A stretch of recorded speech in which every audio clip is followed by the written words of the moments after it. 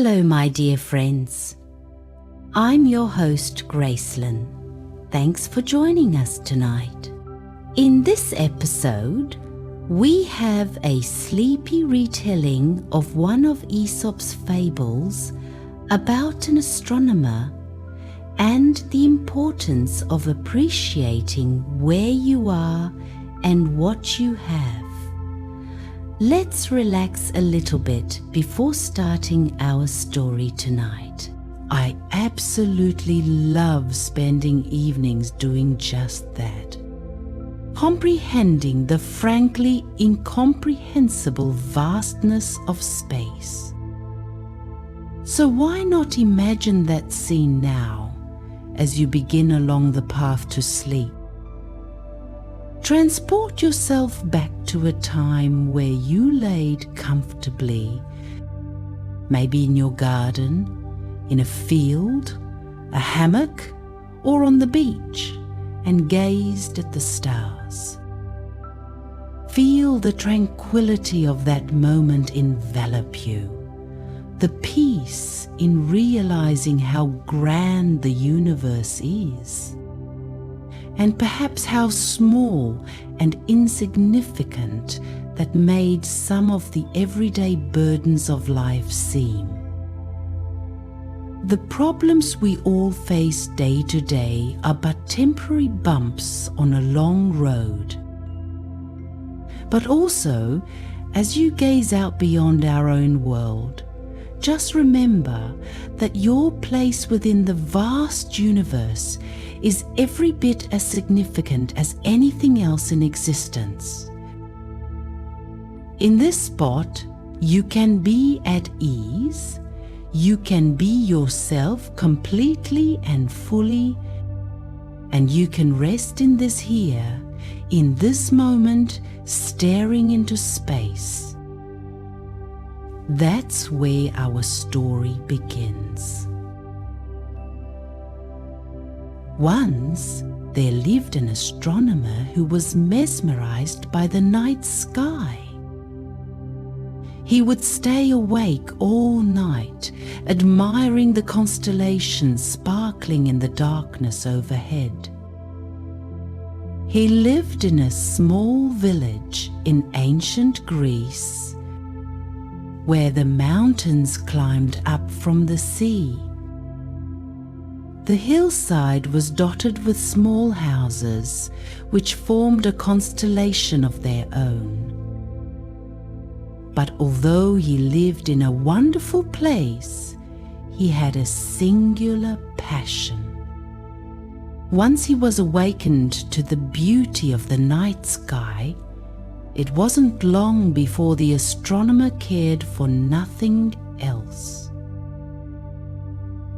The astronomer lived in a squat white house, adorned simply with a bed, dresser, desk, and chair. He didn't need much else, because all he did in the house was sleep and record the constellations while sitting at his desk. He had no need for a table or chairs for guests, as he rarely entertained a single friend or relative. He had no time for such things, when there was always more of the night sky to discover. What wonders must still lie above to help people navigate, tell the time, and read the seasons, he thought. In his dreams, all he saw were the stars. He wished he could float into space to get a better look at the pinpricks of light that made up his life's work. The little corner of Greece where he lived was blessed with clear skies, and the astronomer wanted to discover as much of them as he could. Each night, he wandered further from the village, feet pacing over the rocky ground, to see the stars from different viewpoints. In the village, the townspeople farmed, gardened, and fished every day. All who lived there knew everything about everyone else. And so the astronomer felt there was much more possibility in the heavens. Wanting to take full advantage of his nighttime strolls, the astronomer slept in the hot afternoon while his friends and family enjoyed long meals together. At night, while they slumbered, he wandered the fields alone, climbing rolling hills and strolling on rocky paths, always gazing skyward. As dawn broke and the rest of the village was waking, the astronomer would tuck himself away in the privacy of his home and write down his observations from the night before. Then he'd drift off to sleep, dreaming of the night ahead. He was so consumed by the world of galaxies and celestial bodies. All the most exciting things, the astronomer thought, happened at night. During the day, light illuminated all, but when the night sky took over, so much remained a mystery. It was a challenge to learn about it all. He watched the seasons pass through the stars, the landscape changing around him while he slept. Since he only went out at night, the astronomer never noticed the blooming of new flowers in spring or the sweet, earthy scent of autumn. Someone else had already learned all there was to know about everything on land, he thought. What hid in the night sky was untapped potential, secrets, and unanswered questions. The astronomer watched Artemis's hunt in the stars, sought the gods of Olympus in the constellations. Sometimes, under the glint of the moon, he would visit the temple of Artemis to pay tribute to the beauty shining in the sky above. The temple in his village had an open roof, which was perfect for stargazing. He barely noticed the architect's marble columns or carved statues, as he only cared for the creations above. One night, the astronomer was out for his walk, gazing up at the stars as he always did. He was admiring the way the Big and Little Dipper fit perfectly together, not looking where he was going. He tripped over a log and found himself tangled in his robes on the ground. His neighbor happened to hear the commotion and came out to see what had happened. The astronomer chuckled at his clumsiness and gathered himself together. As the neighbor helped him to his feet, he said, "My friend, why do you spend so much time looking at the stars when you fail to see what is right in front of you?" The astronomer laughed. He thought of the beauty in the stars and the night sky, the joy of gazing at worlds so far away from his own. But perhaps his neighbor was right. Maybe he spent too much time looking up at the sky and not enough time enjoying what was given to him on earth. The astronomer returned home and for the first time since he was a child, fell asleep at night. He awoke in the morning to the town coming alive. The sounds of laughter and quiet chatter rode in the warm breeze outside. At first, the astronomer felt gloomy. What had he missed in the heavens last night? But then, as he dressed and went outside, his smile slowly grew.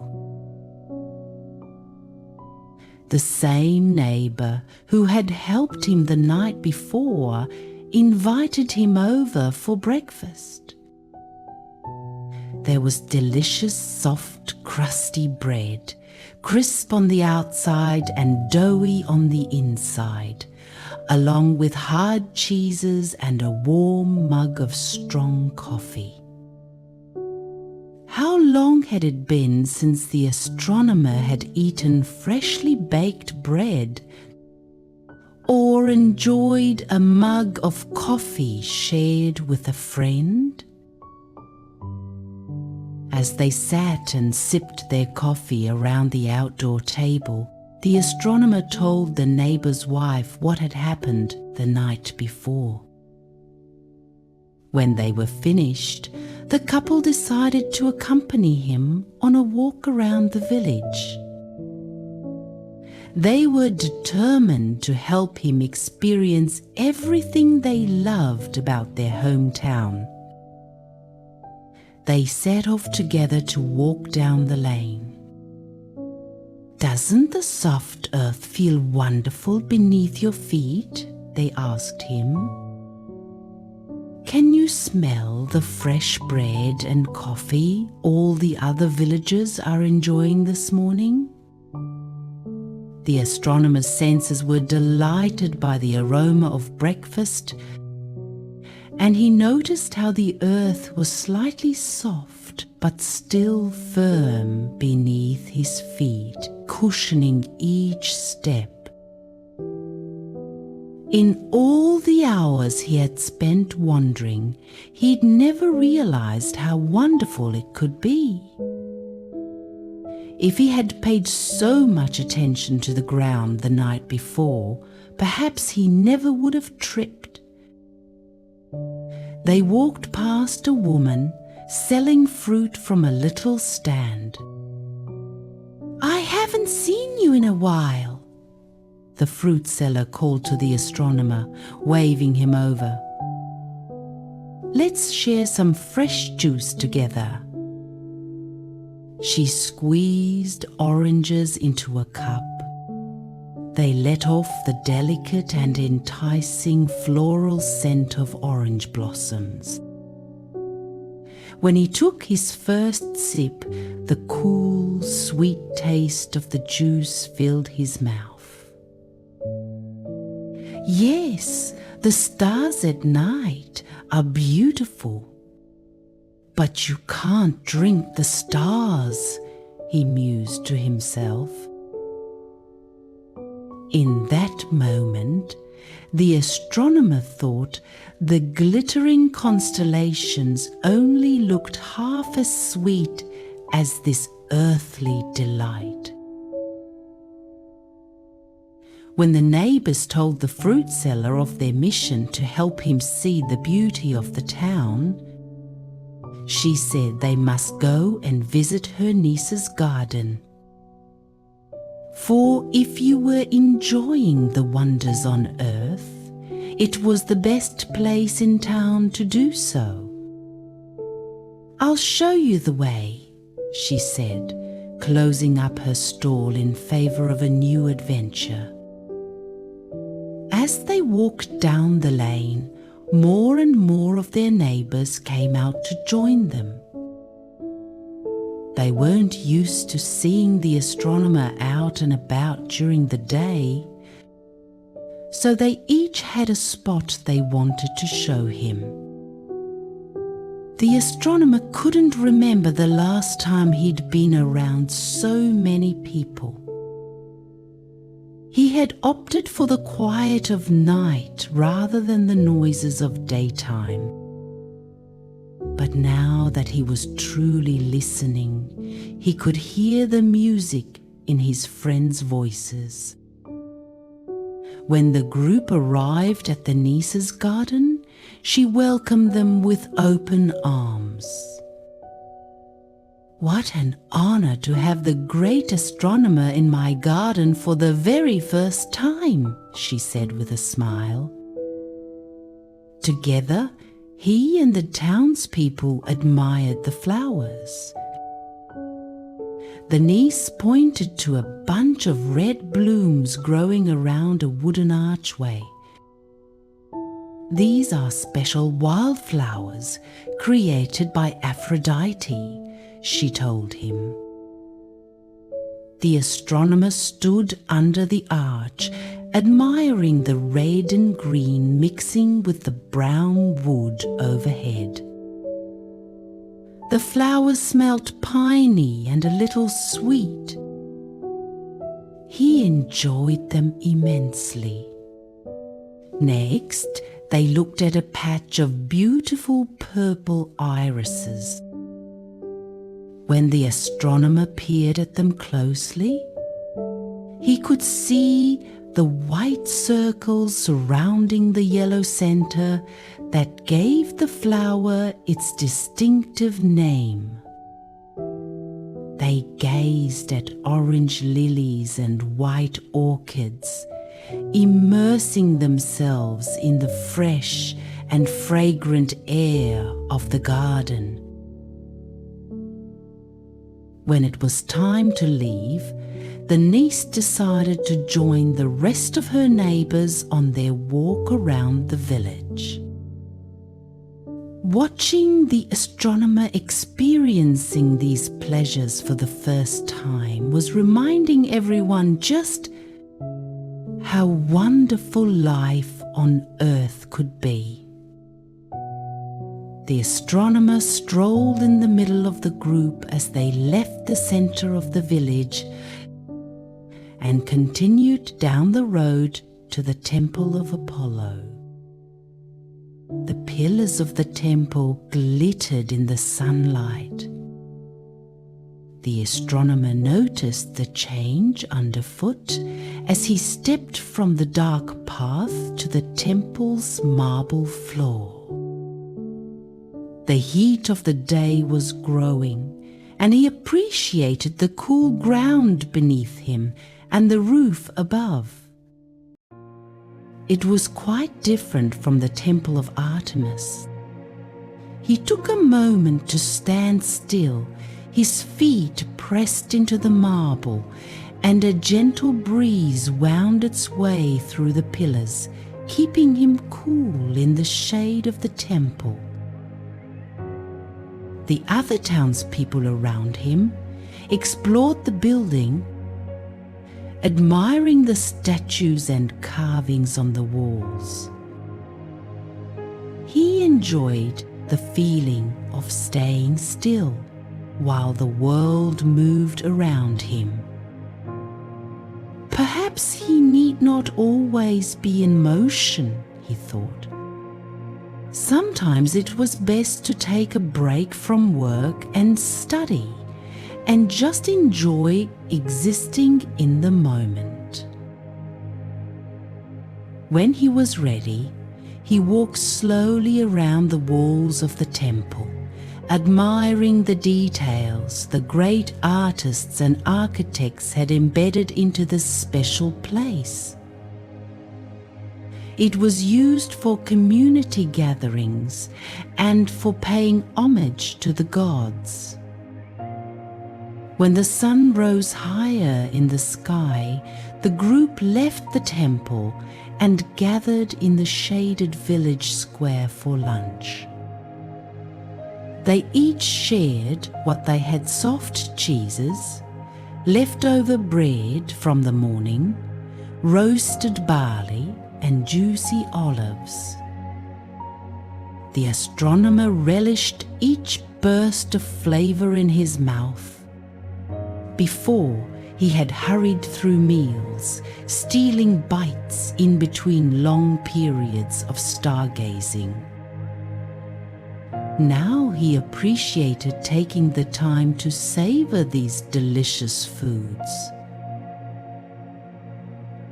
How have I never taken the time to really experience this before? He wondered. He ate slowly, enjoying the sweet and salty tastes intermingled on his tongue, and noticing how the crunchy barley and soft cheese complemented each other perfectly. When they'd finished the main course, the fruit seller fetched a basket of her produce for dessert. The villagers drizzled the different fruits with honey, making them even sweeter and more decadent. The astronomer took a bite of each, delighting in the rich flavors. After the meal, the people lazily walked back to their homes for a nap. They waved goodbye to each other, promising to visit again soon. Sleep during the day was one thing the astronomer was used to. But when he got home and lay down on his bed, he couldn't fall asleep. Instead, he paid attention to the soft sound of his breath moving in and out of his body. He listened to the gentle twittering of birds outside, accompanied by the soft buzzing of bees through the open window. He smelled the flowers in the garden. A light gust of wind brought in all the delightful aromas of house, spices, and greenery. He lay there, resting his body, senses immersed in the world around him. As the sun drifted lower in the sky, the astronomer heard a knock at the door. His neighbors had come to fetch him. There was one more thing they wanted to show him this evening. Together, they walked the winding path up the mountain next to the village. The path was narrower here, and the parade of townsfolk carried blankets and baskets on their heads. The evening breeze rustled the shrubs around them, and birds followed along above, wondering where the procession of villagers was going. The astronomer watched the clicking heels of the woman in front of him and heard the footsteps of the man behind.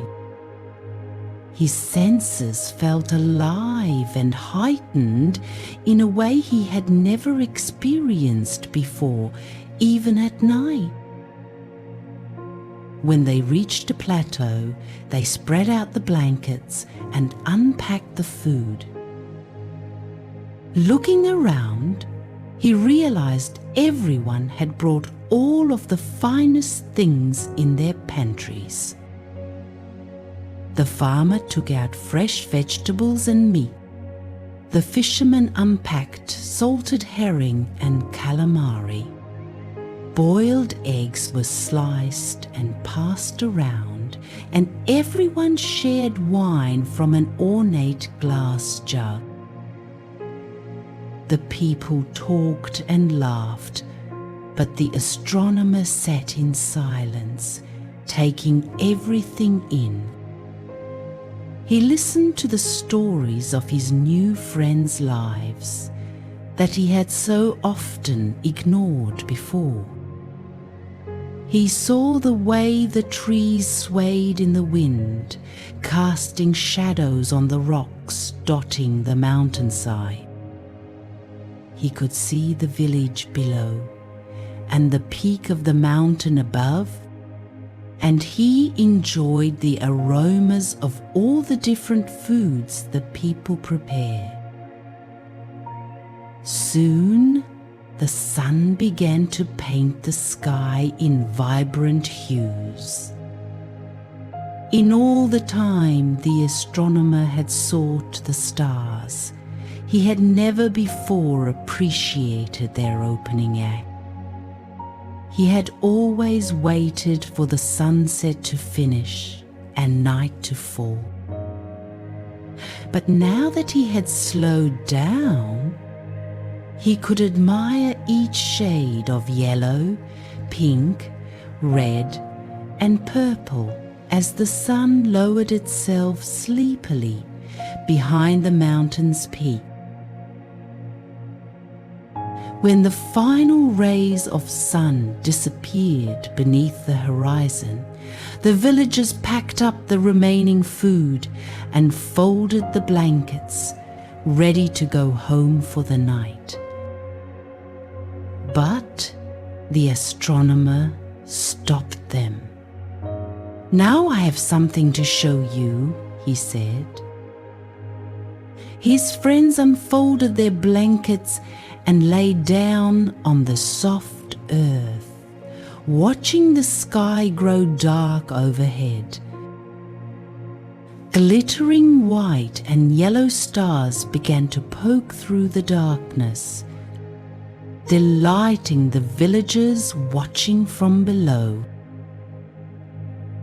The astronomer had seen the stars many times before, but he'd never noticed how their bright light brought out the shadows of the trees and heightened the contrast of the ground below.